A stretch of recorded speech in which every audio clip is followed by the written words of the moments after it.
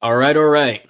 We are live from the MMA War Room alongside Chris Schroyer. I'm Srikar and Chris. Tuesday night, which means Contender Series was on. And wow, what a night of action this was. 5 finishes, 4 of them in the first round. The night really felt pretty quick. I believe we got started I'm on Pacific, so 5 Pacific. And then the event ended around 6:30. It only took like an hour and a half. Yeah.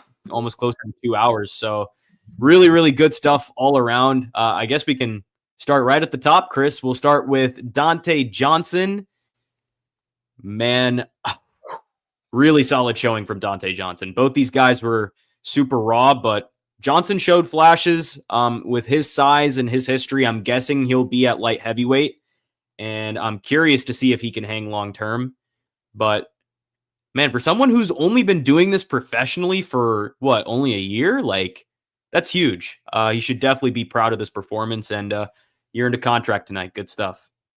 I definitely agree. I think that it was a little interesting to see because he is definitely a smaller heavyweight. Like, don't get me wrong. And I think that's one of the things that I believe DC on the broadcast was talking about. Like, he had, what was it, a 50-pound weight difference between him and Darian Abbey, which is ridiculous. And I'm gonna get some stats up right here just so I can I won't be able to find it, but yeah, I believe Dante Johnson was only or Darian Abbey, excuse me, was 6'2", 6'3". Dante Johnson 5'8", only weighing in at about 210. And for a heavyweight, that's kind of ridiculous in my opinion. So I think that maybe moving up for him would definitely, or moving down, excuse me, would definitely benefit him.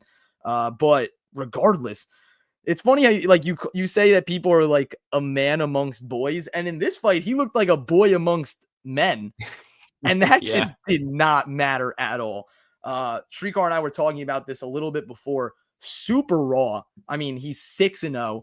He's had 5 fights this year since March, which is ridiculous. Like, that is insane. He's fought nearly every month since March. And I just have to say that I was impressed. He came out swinging. There was a foul, I believe. Was it an eye poke, a low blow? Whatever. Regardless, little bit of a foul, wasn't too compromising.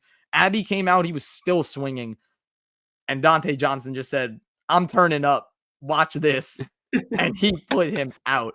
Like, those shots were crazy. Very impressed. Srikar, what did you think? I mean, it was unreal. Yeah, he's definitely still a little green. Definitely still a little raw. So I mean, honestly, he could fight a middleweight. He could fight a middleweight if he wanted to. I feel like it's still kind of, it's still an open question as to what exactly he's going to do. But I mean, if he chooses to stay at heavyweight, just give this guy a can. Give this guy a can. I mean, it's the best way to test your abilities. Especially, that's the hard thing about Contender Series, because when you get all these quick finishes, you don't really get the true, knowledge of what these guys can do, especially at the UFC level, especially when they're going against other prospects of their own. 100%. But I think the UFC is going to want to give Dante Johnson a clean knockout in his first UFC bout. They want to build this guy up, and I think they'll do that if they give him a can. Moving on right there, though, because this is a guy that I don't think should get a can in his first fight. You got to give this guy someone respectable. What a crazy comeback from Manuel Souza. He spent 2 rounds stuck on the ground. He was getting smothered, and somehow he kept his explosiveness in the tank. And in the 3rd round, he absolutely tuned up Christian Perez with power shots until the ref had no choice but to stop the fight. And now you see how he finished Mauricio Hufi before. This man has insane physical strength. He's not always the quickest to get going, but when he starts throwing, it is so scary on the other hand. What performance? 100%. I was honestly flabbergasted because in Sosa's one loss in his MMA career, that was his downfall, was the grappling, the wrestling, and Perez's team, props to them. They did their film study. They found his weakness and they really exploited it.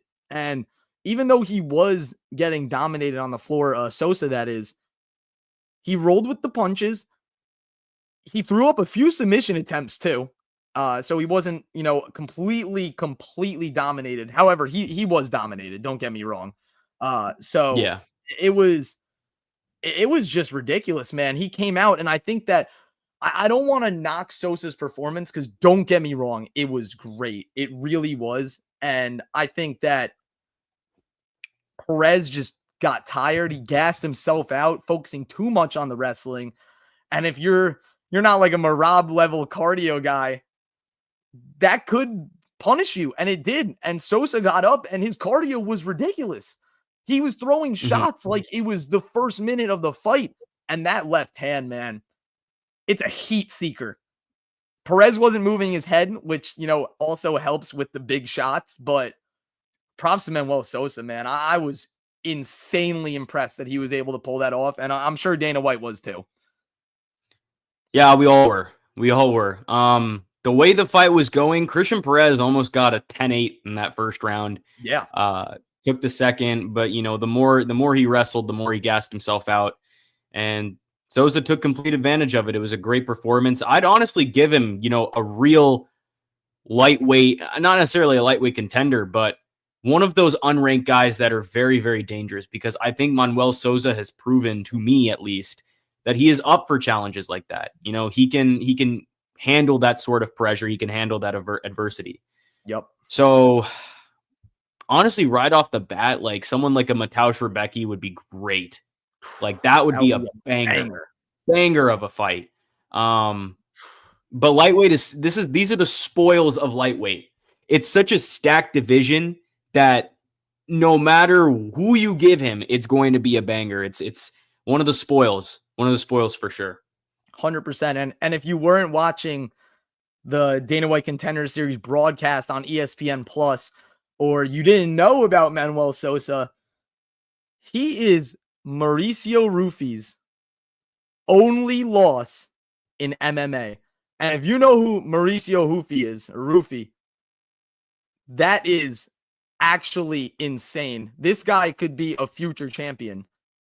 And Manuel Sosa took him out in a TKO. So it's definitely something to look out for. He is someone to look out for. Where is Sam? Shout out Dominic, one of my boys. Sam just got off a long day of work. He wasn't able to tap in. He's making that money. Shout out Sam. We love you. We miss you in the war room. We'll see you back for a midweek podcast this week. But yeah, honestly, Sam, I'm upset that you missed this card. That was ridiculous. Actually ridiculous. One of, if not the best Contender Series episode I've ever seen. 4 first-round knockouts and a comeback third-round TKO. Like, can it even get better than this? I don't think so. That's exactly what you want from Contender Series. This is exactly what Dana White, hammers and drills into these guys every single week. It's about putting on a statement performance every time you go out there. If you win, it's not enough because it needs to be convincing. And even when Jose Delano went to a decision last week, that was a dominant decision. That was a statement performance. So you have to literally go there and make your name. That's the biggest thing about Contender Series. So we definitely saw that on all fronts. Let's move right on here. What was after Sosa and Perez? Marcio Barbosa, or actually before Marcio Barbosa, Abdul Rahman Yakiaev. This guy, oh my God, man. This guy is good. I think he is going to be a major, major threat to this division. 30 seconds is all it took. 30 seconds. And he wants a quick turnaround. He wants a fight in Brazil. I think they can definitely make that turnaround happen. We've seen it before with these Chechnya guys. Hamzat Chimaev wins, quick turnaround. Baysangur Susarkayev wins, quick turnaround. We are going to see it once again with Abdul Rahman Yakiaev. This guy is an absolute monster.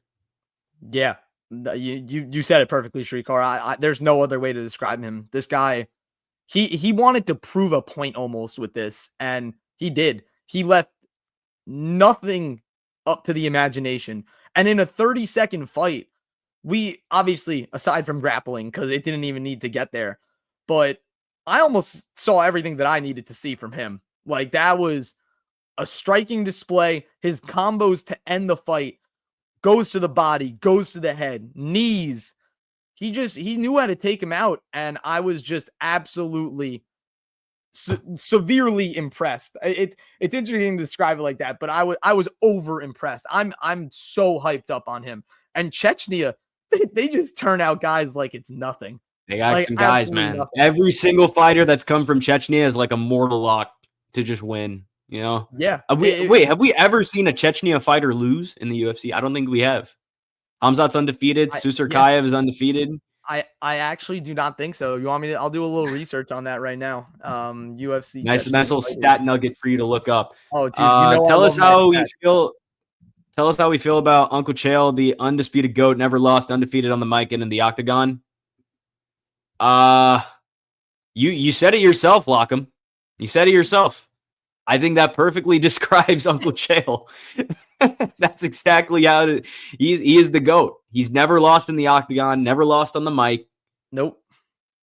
He is the GOAT of the stuff. And actually, that brings up a good conversation because I had someone ask me on Ultimate Fighter, would I rather be coached by Daniel Cormier or Chael Sonnen? Bro, I'd rather be coached by Chael Sonnen. Straight up. I'm not going to lie to you. I feel like there's something about Chael Sonnen that like makes him like more like I feel like I'd rather just be coached by Chael Sonnen, you know what I mean? Like I don't know. He's the ultimate hype man. Like how can you not get behind him? How could you not want to run through a brick wall for him? Like and DC, don't get me wrong, amazing coach. Like he is the most technical coach that you could have. If you want to learn wrestling, that is the guy to go to. He knows pretty much everything that any wrestling expert could tell you and then some. And he's proved it in the octagon as well. He's proved it in his wrestling career in the NCAA. But it's very interesting to see. And also, so we're speaking about the Ultimate Fighter, just a quick little side note. Next week on episode 4 of season 9 for DWCS, Eduardo Chapelin is fighting, who was in the Ultimate Fighter this year, this year's edition, and he was a DC guy, and you could kind of tell because DC was hyping him up a lot on the broadcast, but Chapelin's also good. He's someone to look out for, and that just speaks volumes to him because the UFC wanted to bring him back after losing in the first round for the Ultimate Fighter tournament. So, look, in the UFC, you might lose. Just put out a good performance, and they will come back for you. They will circle their wagons back for you and give you another chance. But you have to put out that performance. And I think a few of these guys tonight, they just ran into absolute tanks. And sometimes when that happens, it's really hard to put yourself on the map like that when you're fighting just killers in the octagon. And I think some of these guys might get a call back. We'll see. But a lot of first round knockouts tonight. Not too much to be said. I mean, if you watched it, you understand. It was actually insane to see. Yeah, we'll breeze through these recaps. Marcio Barbosa versus Damon Wilson. Marcio Barbosa dropped Wilson, and he got up within like a second. But then, obviously, second time's the charm. Dude just pieced up Damon Wilson, who, by the way, major punishment taken in that fight. Barbosa is a serious hitter, but Wilson didn't even flinch. But Barbosa figured him out. The reads on Wilson's entry were so crisp, and once he found that rhythm, it was just a matter of time. Beautiful performance from Marcio Barbosa. Oh, 1,000%. And props to Damon Wilson for popping up like the Undertaker after getting a I really thought like a second Damon Wilson just spawned in. You know what I mean? Right? Like on some DDP type stuff. I actually think that he got flash knocked out, and when his head hit the floor, he woke up and just instantly got up because he didn't know what happened. But yeah, I mean, goes to show that he's an animal. And if you watch the broadcast, you didn't, I'll inform you. He lives in a tent on top of Dominic Cruz's house. And Dominic Cruz told him to sleep in the backyard or even come inside for some food. And he said, no, I want to be one with the elements. So props to him. That is absolutely crazy. It's one of the craziest things I've ever heard. But yeah, Marcio Barbosa, man, that was a showing. I think, and no disrespect to any of the other guys that won, because everyone won by knockout. But I think my top 2 fighters coming out of this were it's actually so hard, but I would say it's Marcio Barbosa and Abdul Kikayev, Yakiayev. Yakiayev. Yeah. Sorry, I just butchered that name. Abdul, please don't come after me. You are an animal. I would not want to see you in any form or fashion. But yeah, I think those two really stood out to me. Souza did stand out to me, but we saw that his one downfall is the grappling. So work on that. You're going to be a killer. But Barbosa and Yakiayev, man, they were insane. Barbosa just put it on him, and those power shots are ridiculous. They would put anyone out. Damon Wilson's chin are just ridiculous. Questions ahead. Oh, he's here. Look who's here. The viewers requested it. I am in the war room mid-show joining this, guys. How are we doing? he just arose. Dude, do you watch Contender Series, man? I did not have the time. I did not have the chance to watch Contender Series. All right, don't worry. We're almost done recapping. So what's up? I know. I saw it was 5 contracts. Saw the finishes. Some pretty legit dudes in there, man. Insane. Yeah, and I mean, Sam just spawned like Damon Wilson after that nasty. I just saw Sam Corcoran entered the studio, and then bro just popped up on my screen. Mind blown. Yes, sir. That was beautiful timing. That was beautiful timing. Hey, just to wrap up on Bosa, though. Dominic Rodriguez, come back to he's there. I'm here just for you, my man. Yeah, but nothing left to say about Barbosa. He's a killer. You saw how much it meant to him in the post-fight interview. He was crying. Meant a lot to a lot of these guys, but nice performance from him. For sure. He looked like one of the elite featherweights already. Yep. If I'm being quite honest. If there's any way to get him on UFC Rio, please make it happen. I know he wants to fight there. You can stack that Brazil card a little bit, Mo. 100%. But let's get into this last Contender Series fight. Ryan Gondra. Oh, my Lord. Bad out of hell. I texted these guys. I am begging the universe to never throw me into a cage with Ryan Gondra. I don't know what I don't know what Trent Miller's chin is made of. Steel, vibranium, I don't know. Because the beating he took was absolutely vicious. The fact that he even lasted as long as he did is a miracle. But Gondra, man, this guy is the truth. His speed is nasty. The fakes and the feints were so sharp. The timing and the power is just downright lethal. This dude is surgical. He is going to fit well right into the UFC. No question. I mean, just rounding out an amazing, amazing night of fights. Chris, what'd you think, man? You said it all. That was awesome. He came out and he did everything that he needed to do, and credit to Trent Miller's chin. It's going to be hurting in the morning. I'll tell you that. Oh yeah. I saw that knockout, I will say. Yeah, it was awesome, technical, powerful. I think he can be a contender at middleweight. I really do. It was just very, very impressive from him. Impressive from all these guys. So yeah, little ahead questions. Yeah, let's see. Who do we like in Hoofy versus Benoit? Hey, I'm not gonna spoil my pick. Lockham, you can see that next week. But I like Mauricio Hoofy in this fight. I was gonna say roof. I just put it like that. But big Mauricio Hoofy guy. If he was fighting Manuel Souza, I don't know who I'd take in that fight. Oh my god, dude, that Souza knockout was legit, man. Incredible performance, man. Incredible. I mean, just incredible. I'm kind of bummed I missed it, dude. There was just incredible performances all night from everyone. Hey, tune into Contender Series every week. You tune in, you find someone that's gonna be insane in the UFC. It's been proven time and again. Yeah, I feel like we've had some great fighters this series already. I know the first episode wasn't great, but now you go 5 for 5 back-to-back weeks. This is what Contender Series is all about. We're on a good trend right now, man. I think there's going to be some banger episodes. Now, definitely going to try to not miss any more episodes after this week. So, fingers crossed. Yeah, this always happens too. The first episode is always like, and then Dana has like a crazy speech, and he's like, "Okay, guys, you need to get finishes," and then literally every week after that is just an absolute banger. So I feel like most of the first episodes of the seasons start with the B. Joe Pyfer speech, because after this first episode, that was definitely needed. And everyone after that left nothing to imagination. Absolutely nothing. A stat on the hypothetical Srikar versus Sam. Chris, question. Chris refs, how late is the stoppage? I mean, I have my answer. Hold on, let How Chris late finish, is the stoppage? It's Herb Dean late. So you want Sam to die? You want Sam to die? Well, one of you guys is gonna die. Well, you have a guy who's probably, but... if he cut weight, is probably fighting at. I would say if I could cut weight, maybe featherweight. It'd be a brutal weight cut. So right now on the scales, I'm 215. I'd probably cut down to 205.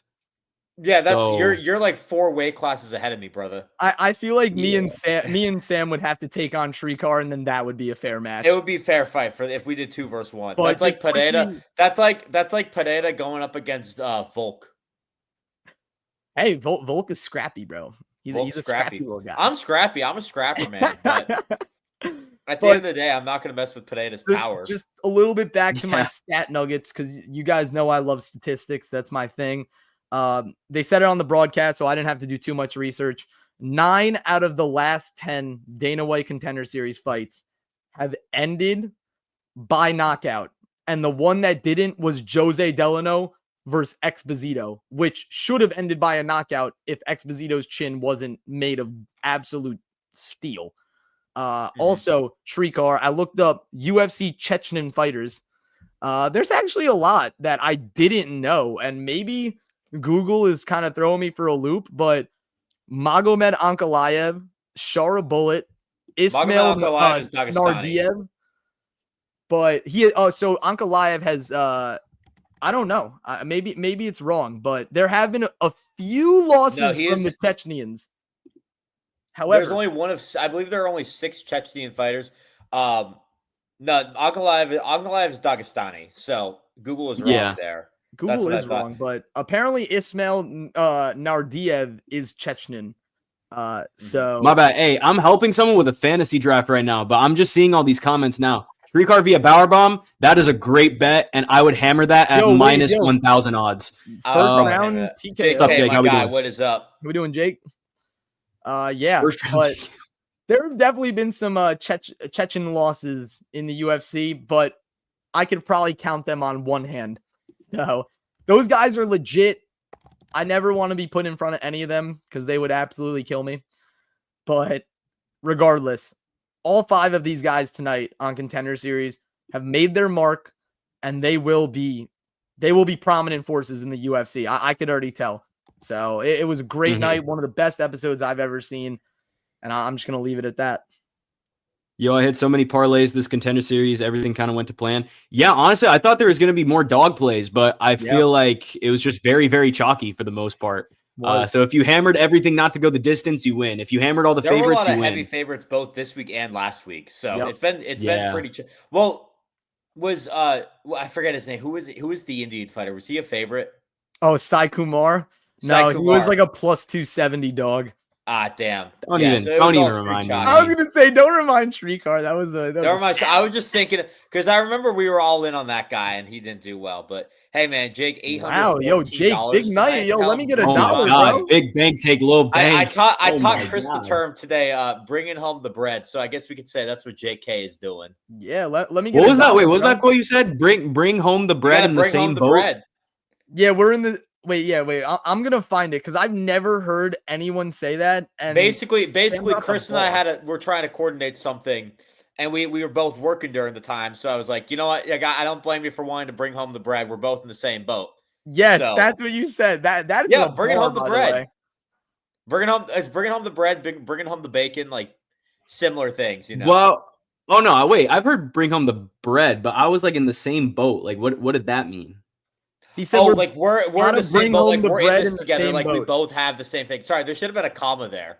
I think that was what was so confusing. My grandfather would be proud because he is a big thing. He's a big fan of commas. So, this is an example. Super chats is coming soon, but don't feel like you got to pay us anything, man. You earned those 814. Keep that 814. Yeah, no, 100%. I think we have to have 1,000 subscribers to be. We're some small little YouTubers. We are 930 subscribers away. So share this channel. Yes, share it with your friends about this channel. This is how we grow. This is how we build. We don't just build MMA talk. We don't just build a group of people. We're building a cathedral here, guys. So make sure you hit that subscribe button. Follow our socials down below as well. Sam is popping with the bars right now. I got you, dude. Hey, man, if you say so. We are building a cathedral here. We are building. Shout out to Big Oil. Let's get a sponsor on this. Shaped. Hey, man. Hey, Manscaped, if you want to sponsor us, you've sponsored my old podcast. If you want to come back and get a little bit of seconds, yes, sir. We'll work something out. Hell yeah. But hey, let's move right on to fight announcements, man, because we got a lot of them. We got a whole lot of them. And that's why Sam is here. That's why he stepped into the war room with us. I didn't know what topic we were on. I was like, you guys are live. Now I have the time to hop on. I'm in. I think Sousa and Barbosa will have the most success in the UFC for tonight. For sure, man. For sure. I totally agree with First off, this is just a rumor. It came from Crazy Kev. So it's a rumor. My bad. No shade to Crazy Kev. He's been a little more reliable this year, but still. Vihna Jandiroba versus Mackenzie Dern for the potentially vacant strawweight title, as Zhang WEILI sets her sights on the flyweight title now, trying to challenge Valentina Shevchenko for the belt. Again, obviously just a rumor. I am not moved. Frankly, I'm not moved by this fight. It's a fight that has to happen, especially if Zhang WEILI moves up. Yep. It doesn't excite me. It really doesn't. But I think it'll be a grappler's delight. It should be at least fun for those who really care about this loaded strawweight division that Sam led. I was going to say, I should let Sam get all the shine on this, because Sam loves the strawweight division. Sam's division is the UFC women's strawweight. But hey, that is the big point in this. I don't know why they're making her drop her belt to fight Val. That's actually the bigger talking point. So it's the precedent they've been setting all year now. It's now a precedent. They didn't let Ilya do it. They didn't let Islam do it. Now they're not going to let Zhang WEILI do it. So it's if you set a precedent, you kind of have to keep doing that. Also, let's be real. Zhang WEILI is probably the most inactive champion. If you're telling her, yo, you can keep the belt, that strawweight division is going to be held up for such a long time. So at the end of the day, I won't be shocked if Zhang WEILI goes back to strawweight. But I feel like at this point, she's cleared the division. And you're getting this fight, which I got to be honest with you guys. I say this is a stacked division. It is pretty loaded, but just like with no Zhang WEILI, I'm just not as excited anymore. Like, I like seeing Zhang WEILI fight because I believe she's the number one pound for pound women's fighter. And I now see you get Jandiroba and Mackenzie Dern, who are probably the two most deserving contenders at this point. You have Lemos and Suarez fighting off soon.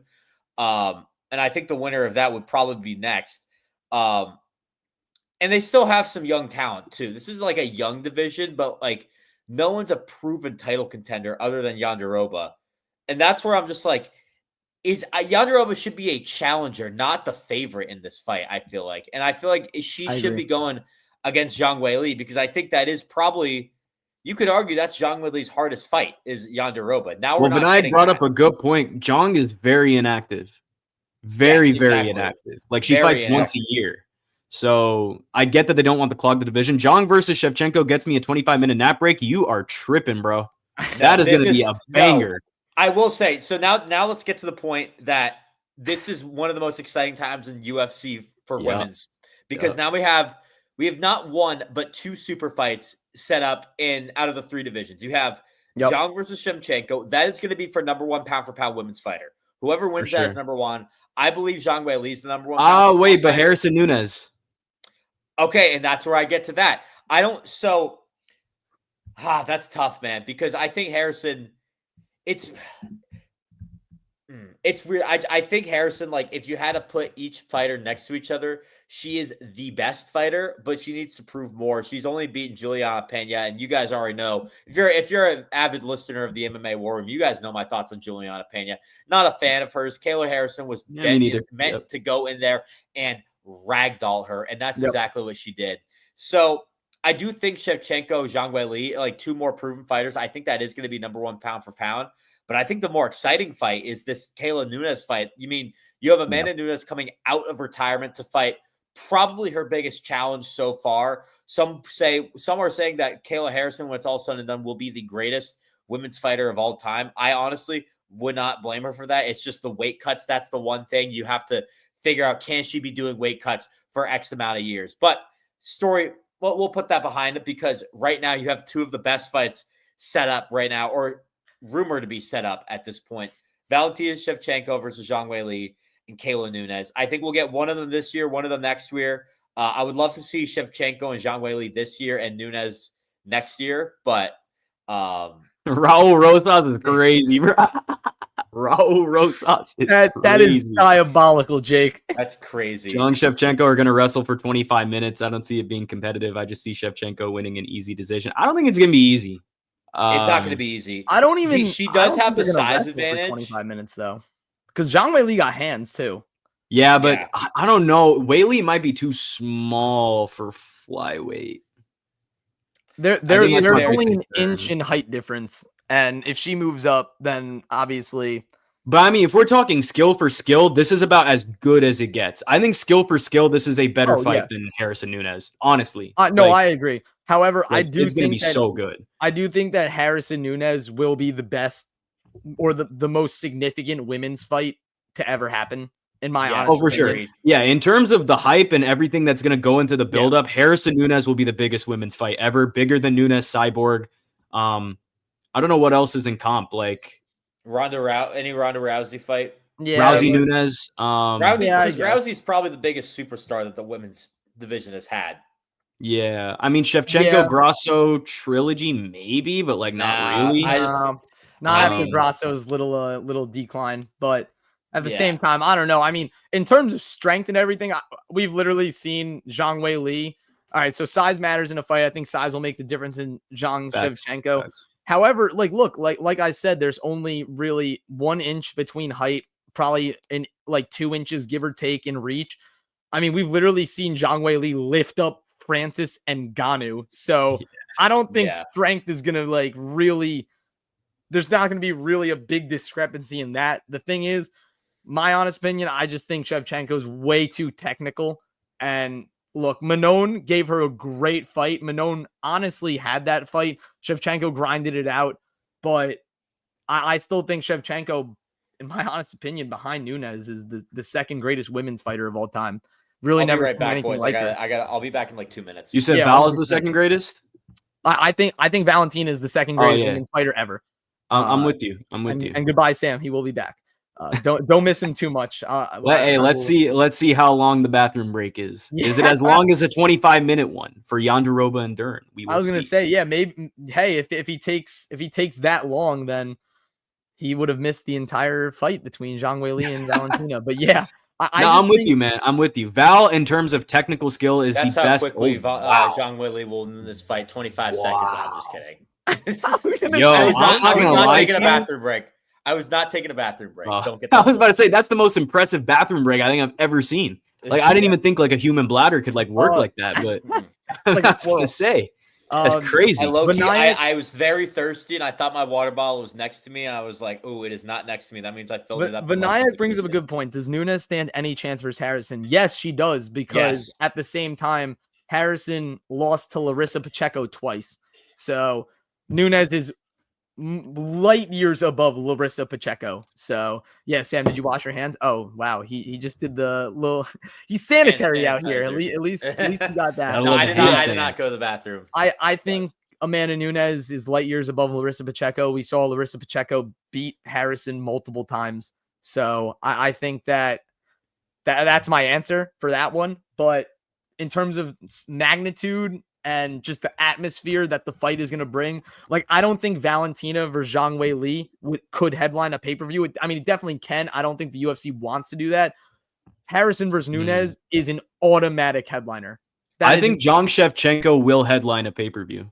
All right, so Srikar and I were talking about it. If it's in China, that is definitely an option, because obviously you have one of the best Chinese fighters of all time, actually the best Chinese fighter of all time. Yeah, being serious. And I mean, Valentina, she's also from the area. She's Kyrgyzstani, so that's a big Asian matchup. So I think that could headline. But in terms of anywhere else, I was thinking that if this is going to happen, and it's going to happen soon, I could see Valentina versus Zhang Weili at MSG. I think one of these women's fights will be at MSG. Jake brings up a point. Islam JDM co-main. I think that Islam JDM fight's going to happen in November. That's been the rumor at MSG, and I think Zhang WEILI would be a great co-main for that. Yeah, that's what I was thinking, because I mean, MSG card always gets packed, and I mean, last year's wasn't as packed because the whole John Jones fiasco, and John Jones was good enough to bring all those viewers to a card. JDM and Islam are also those, but you really want to pack that card out, make it a 2 title fight card, something that MSG's been missing out. Yeah, we can get a Young Game card too, dude. Oh no. We nailed the Asia MSG card. The UFC. You talk about this MSG card. Speaking of MSG cards, there was a fight announcement rumored today that no, not well, I guess rumored, but Marcel Dorf, who we love. Marcel, you're on. Marcel confirmed, bro. Marcel, your word is gold, bro. Like I believe everything you say. But Aaron Blanchfield and Tracy Cortez, that's probably going to be a main card event at UFC 322 in y'all want a bathroom break? There you go. I'm out. There's your bathroom break. Yeah. Yeah, you know what that fight will go 15 minutes. If you could put all your life savings on the over, I would do it. Yeah. I think Volk Murphy is going to be co-main 322 or main for 323. I can see Ilya versus Gaethje as a main for 324. Y'all know my thoughts on Ilya Gaethje. Yeah, you guys know my thoughts on that too. I'm not going to retread the horse. Please, no. Like I'd honestly rather see Ilya versus. This is how I feel about that. We love it. I think you have to. I think with Chris wants to see Gaethje die in the octagon, basically. No, but maybe. But I do agree. Volk Murphy for 323 would be awesome. As hell, it's going to be Gaethje. Honestly, I think the ideal scenario is Volk Murphy, main events 323. You have Pantoja Van as your co-main.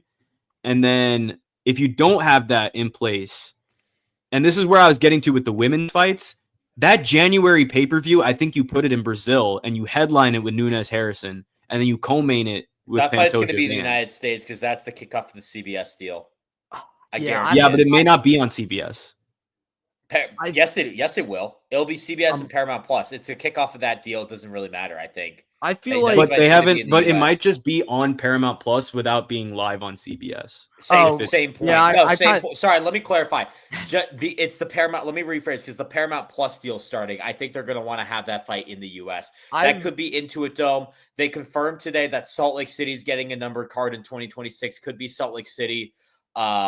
Could be another place that we're not even thinking of right now. But I think that first fight would, if logically, it would make sense that fight is in the United States. I've had the same problem as you, Sam. Like I kind of just loop in together Paramount and CBS. And I kind of, it's like synonymous to me, but I always forget that it's not synonymous together.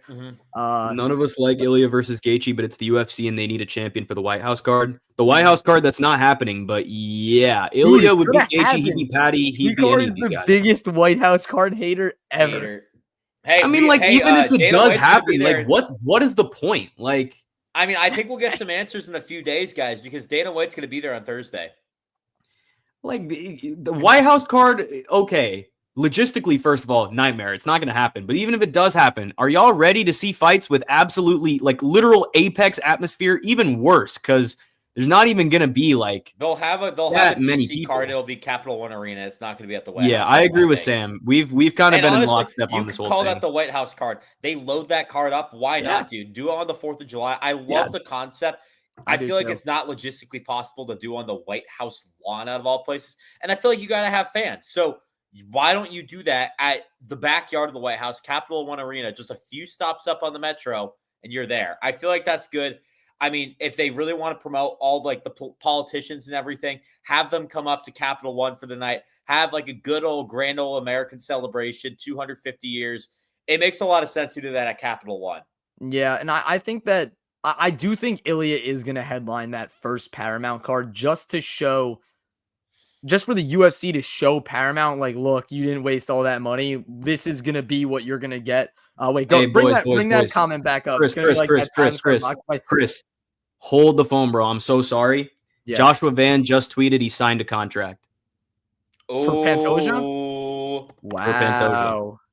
Wow. Breaking news in the war room. Josh Van versus Pantoja. Pretty much confirmed. Did he was it just like the signing emoji? Yes, he just so wow. Yeah, Josh Van. Let me pull up this tweet because that is confirmed. But yeah, that's crazy. Also, Jake, I do agree. I feel like that was very interesting. Turkey, first of all, he's been doing great things for boxing. Don't get me wrong. And we're going to see that with this Canelo. Josh Van, baby. I love you, Josh Van. The fearless. Could we see Pantoja Van at MSG? I don't hate that. Actually, if he signed the contract now, yeah, because there are already fights rumored that they've signed contracts for UFC 323, and they haven't announced. Well, it's weird. I feel like if they're signing the contract Pantoja didn't now, take that much damage against Kai. Like actually, like little to no damage at all. So he's fresh. If anything, Josh Van took a lot more damage than him, and if he's ready to go, you want to do it at the mecca of fighting. MSG is the mecca of fighting. It's been that way for a long time. They always, ever since 2015, when they got permission to have cards in New York from the athletic commission, every card has really been stacked. So except last year's, that was really the only one that wasn't stacked in terms of just Jones versus Miocic. It was Charles versus Chandler in the co-main, which really shouldn't have been the co-main, but I think they're gonna really go big or go home with this card. So Sam, you bring up a good point. I think they could be. Yeah, it could not be, a single good shot.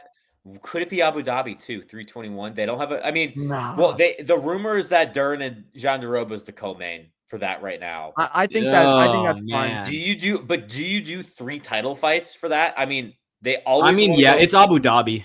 It's Abu Dhabi. Yeah, and I'll tell you right now, like, I mean, we're early. We're still 2 months out from Abu Dhabi. It's not looking like the strongest card at the moment compared to most Abu Dhabi cards, which is a very high standard that they have to live up to. Yeah, when you said Dern and Yandaroba is going to be the co-main, I felt like my soul just like dropped. Yeah, that's what I'm thinking. Like, there's going to be some fights on the prelims I'm going to be more excited for than that fight. And that's going to be the co-main just because that is the championship fight. Could be the feature bout. I don't hate a feature bout having a 3 title fights, but I mean, you kind of don't want that as the co-main. It feels like UFC 300 a little bit, where you had Max Gaethje as the feature bout for BMF, and that felt like the co-main. And I just remember everyone in the place I was watching just snoozed through Yan Xiaonan and Zhang WEILI, which should have ended after the first round, by the way. I have a bone to pick with that. And everyone was just waiting for Pereira to beat Jamal Hill. So you don't really want anything like that, you know. Umar said he's fighting at 321. I think him versus Bautista is going to be there. Definitely Umar versus Mario or Umar versus Yadong would be ideal. I don't know if you guys saw it. Well, this is all rumors. Do not take my word. This whole discussion, by the way, do not take what we're saying word for word. These are all rumors that we're seeing on the internet. None of this can be confirmed. This is all just hypothetical stuff. Some of it is. We will let you know if it's confirmed or not. I've seen rumors about O'Malley versus Song Yadong at MSG. That'd be another good one. And I think that would be a banger. Yeah. And that's I personally bounce think back for O'Malley. Like that's a good test for him. Yeah. By the way, I want to go back to this Umar point that was brought up. I know Mario Bautista is not a popular fight for Umar. I low-key looked a little more into it, and I don't hate it. Mario Bautista is on a I don't hate it. He's hell of a winning streak right now. He's earned it. It's just that, I mean, he's fought his last 2 wins were a robbery win against Jose Aldo, Not fan a robbery. favorite, obviously. Yeah, it wasn't even a robbery. Yeah. Well, yeah, that thought. Yeah, I think I had Aldo. I've had Aldo winning that fight. And then he beats Patchy Mix, and Patchy looked terrible, respectfully. Stiff as a board. Yeah, but Mario Bautista is on a roll. Umar does need to fight down. I think it does make a lot of sense to do that. Not necessarily a title eliminator just yet. I don't really know. It depends on what Song Yadong and Sean O'Malley do. I think they're going to do Sean versus Yadong as a fight night main event or a featured bout. Yeah, if they're going to do it, make it the featured bout of MSG. Yeah, that's what I was seeing. It was going to be the rumors were that it was going to be a featured bout, and I think that's a perfect featured bout. And I think it's perfect for a 3-round fight too.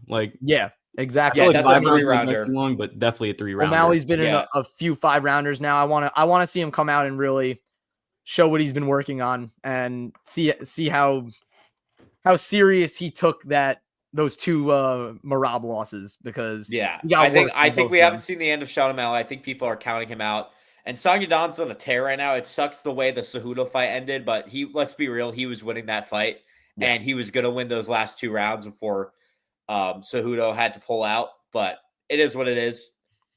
And Song can hit. If you all rewatched Aldo versus Bautista, 3rd round, Aldo didn't land more than 5 significant strikes in that round. He got held against the cage for most of the round. And by criteria, that means Bautista wins the round. Yeah. And also, even on the feet, like, when he wasn't holding him up against the cage, because people act like he was doing that the whole fight. He really wasn't. He was tagging Aldo on the feet too. Like, I could see where you might think it's a robbery, but again, I'm very, very strict with what I think is a robbery and what, like, a fight act in a close fight. You know what I mean? Like, yeah. And it was a split decision too. So at least, like, it was very close. I wouldn't even, like, maybe robbery was the wrong term, but that's a fight I thought Aldo should have won. It's crazy because I was back-to-back split decisions on that card that I thought the other person won. One definitely was a robbery. Raquel Pennington. I mean, that was a robbery. Yeah, that was definitely a robbery. Yeah. And it gifted us a Kayla Harrison title in one way or another. Yeah. I mean, she was going to It gave us that. It did give us that. But also, since we're on the topic of Contender Series, just want to throw out a quick note and see what you guys think. Cam Rouston taking on Andre Petroski in Perth. I like that a lot. That's a good test that's a for good him. one. I think it's a. Sorry, go ahead. They're putting it up pretty high because Petroski's, like, good. I mean, he's not like the worst fighter ever. I mean, I'm sorry. That's actually saying he's not the worst fighter ever is disrespecting him. Like, he's a pretty good unranked guy. Yeah. And I know he just lost to Shabazian, who's also a pretty good unranked guy. Mm-hmm. It's a good test for him. I think so too. And I think we're going to learn a lot about him after this. Oh, what you thinking? I think this is literally a winner get cut fight for Andre Petroski. Like, I don't hate that. I could agree with that. But if the UFC is cutting Budai, then on those same principles, no one is safe. No one is safe. And also, like, they both have the same style. They're just kind of, all right, boring grapplers. You know what I mean? Like, I'll just throw out the word boring grapplers. I think Rouston might get it done, but he's a lot bigger. It's a tough fight for him. I will say that. Yeah, definitely. I thought that was interesting. And then Jake Matthews also taking on Neil Magny at UFC Perth, that's a test for him. He's personally the gatekeeper of all gatekeepers in the welterweight division. We're about to see where Jake Matthews is at. Yeah, that's the one that is going to be. If Jake Matthews wins that fight, he's getting a ranked shot. Like, for sure. Just put him in the rankings, especially like. What was the thing? I wrote. I feel like I wrote something on my matchmaking spreadsheet. I don't think I did. Anyways.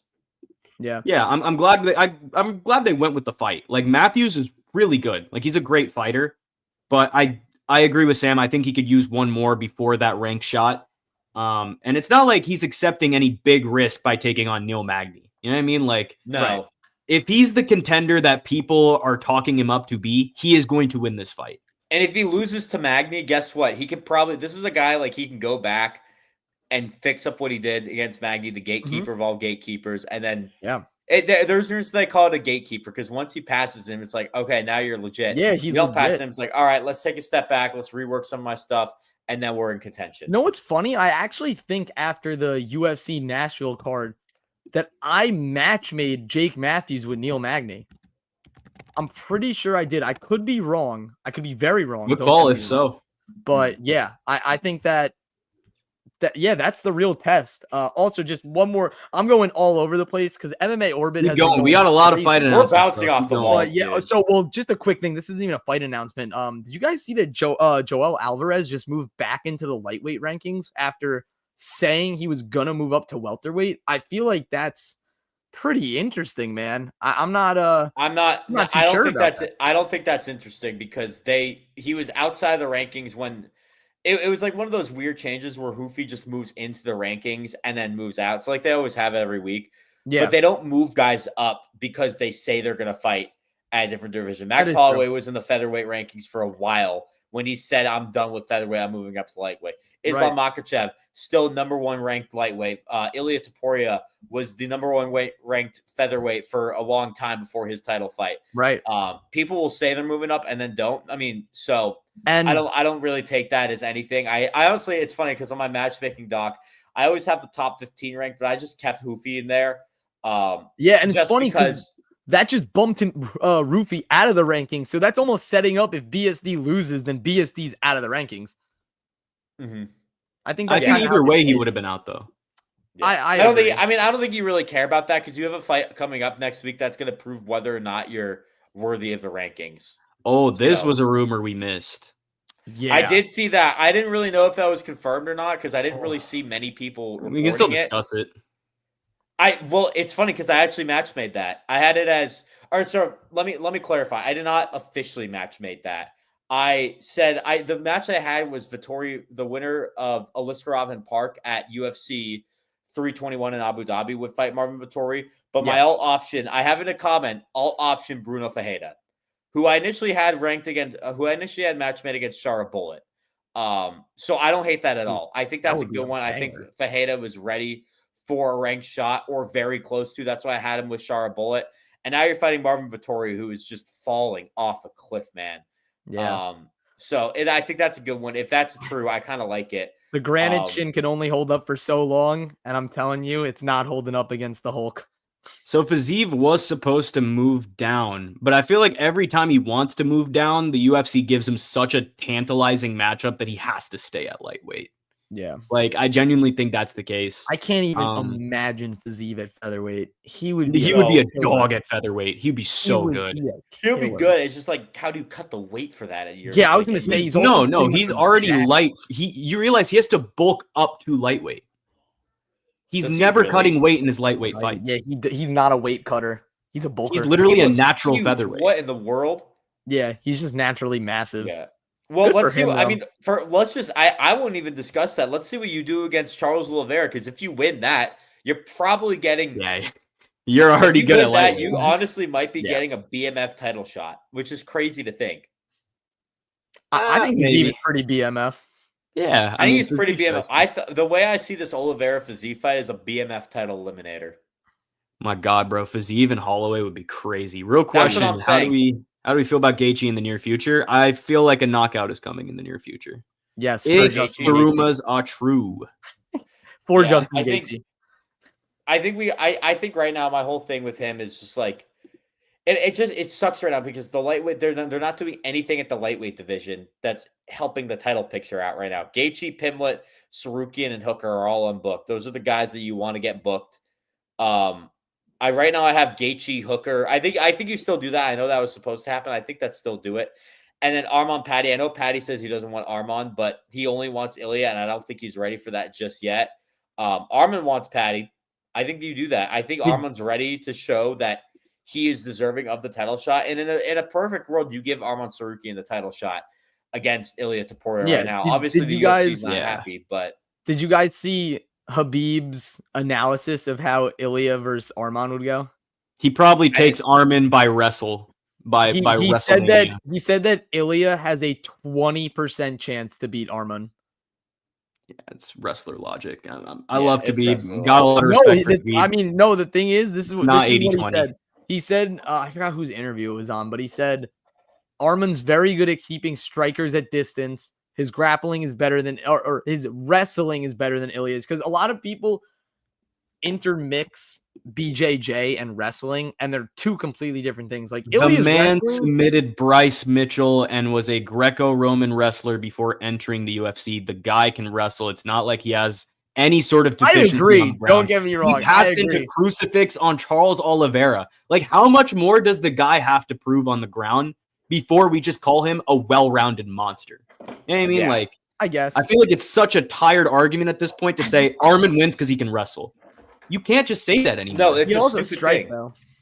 There's a reason why Ilia Topuria is the number one pound-for-pound fighter in the world right now. And I don't honestly, like, people will say Islam could be. I don't think it's a question that Ilya is the number one pound-for-pound. I think it should be a unanimous thing that Ilya's pound-for-pound. I do too. Did Gamrot disappear? I have him match made against the winner of Saint Denis and Hoofy, that might tell you who I think is going to win that fight, because I think there's one guy that the UFC could potentially skyrocket up. And Gamrot just beat Ludovic Klein in May, so he's still pretty active. He's still active. He's still active. I just want to see him fight someone better before I say like title shot, because Gaethje, Hooker, Arman, Patty Pimblett, those guys. And Gamrot also just lost to Hooker too. So yeah, that too. Yeah, that was also a great fight. Arman is set out for 19 months. What are we doing? Ruin 311 main event. His last one, a split decision versus Oliveira, the guy who Ilya knocked out. He does not deserve a title shot. I mean, he does, but it's just like I get what the UFC. It's not a popular pick, but he does. He's the number one contender, and the dude is a dog. Like, in any case, I agree with Sam's scenario. If you go with Ilya Gaethje as your title fight, as bad as it may be, I say Arman Paddy is the clear. No. If you do Ilya Gaethje as your title fight, I think Arman Paddy is the clear fight to make. Yeah. Well, I said agreeing Gaethje Hooker. Huh? I said Gaethje Hooker is my fight. No. I'm saying if you go Ilya Gaethje, like I'm not saying you said it. I'm just saying if you go Ilya Gaethje, hypothetically. Yeah, no, I think then I'm fully in agreement. I think you do it at lightweight what middleweight is doing, because I initially had Arman Ilya match made, but then you see what middleweight's doing right now with 2 title eliminators. UFC's been they've been hopping on some trends this year. Let's have title eliminators and title fights on the same card, or now they're doing with middleweight. Wait, let's just have 2 title eliminators. Why don't you do that? So I think Ilya should wait for Islam JDM winner, fight them at 170 just because it'll be fun. I think the UFC is actually hell bent on not letting Ilya become a 3-division champ. Yeah, you got to prove more at lightweight before you move up. I feel like if anything, they just have Islam come back down to lightweight. He just wants to fight. It just feels weird. It feels off that they just don't want him to do that. He just wants to fight Ilya. And Islam said, let's do it at 155. So you know what? Do it at 155. It just feels weird doing a 3-division champ, especially in lightweight. You're going to tell me it almost feels like the John Jones situation where you have so many good lightweight contenders. Now you're just ducking them to move to welterweight. Also good, but I think lightweight's even more stacked. Yeah, no, lightweight has been the premier division of the UFC for a very long time. There's contenders that Ilya has to beat at lightweight. I do too. I think there's a long line that needs to be taken care of first. I so agree, man. Like that would be. Yeah. If you have the chance to make Ilya Islam, you just kind of have to. You got to do it. With the way it's going, they're going to make him drop the opportunity. They're going to make him drop the lightweight belt. That's fine. That's fine. If Ilya loses to Islam, he's back in another title fight at 155. That's okay. Yeah. Well, yeah. It'll be like the belt he never lost. What do you think is next? I think at 170, I think Ilya moves down to 155 to face Ilya, and I think at 170 you get that's tough. It's just gonna winner of Brady Gary. What do you mean, dude? I also saw Octagon JDM, who is not too reliable, but if Islam does win at 170, if you're not doing the Ilya fight, let's just assume that's out the window. I think Sean Brady and Ian Gary are going to fight each other, and I think that's going to be the welterweight title eliminator. I'd say winner of that gets Islam next. I've seen rumors that it's going to be Gary versus Leon in I forgot where it was, but yeah, interesting. Also, thank you for saying if JDM beats Islam, because he's going to do it. You heard it here first. JDM is winning. Yeah, it is a confusing situation, but Islam is still Islam. Win or loss, he will be in a massive fight after, and I don't think there's any problems with him. It'll be very, very interesting to see what they do, and I think the UFC has 8 roads that they can go down with these 2 divisions. There's so much to do. For all reliable MMA news, follow Ruben Carter. Bro never lies. I'm not following Ruben Carter, and I don't suggest going to his page for sources. But you can come to us if you want good live streams. This was another good one. We're capping it off at an hour. Good stream, y'all. Good stream. Thanks for interacting. We appreciate y'all. We'll come back at the right time. We got Sammy here. Dom was able to manifest it, and it happened. We'll be back. We'll probably have another episode out by the end of the week. We'll try and get that done for you. We'll come up with something creative. And then next week, all eyes on UFC Paris. It's a great card. We're going to have a full breakdown for that too. So again, thank you for tapping into the stream. For Sam Corcoran, Chris Schroyer, I'm Srikar and so long from the War Room. We'll see you guys real soon. Peace.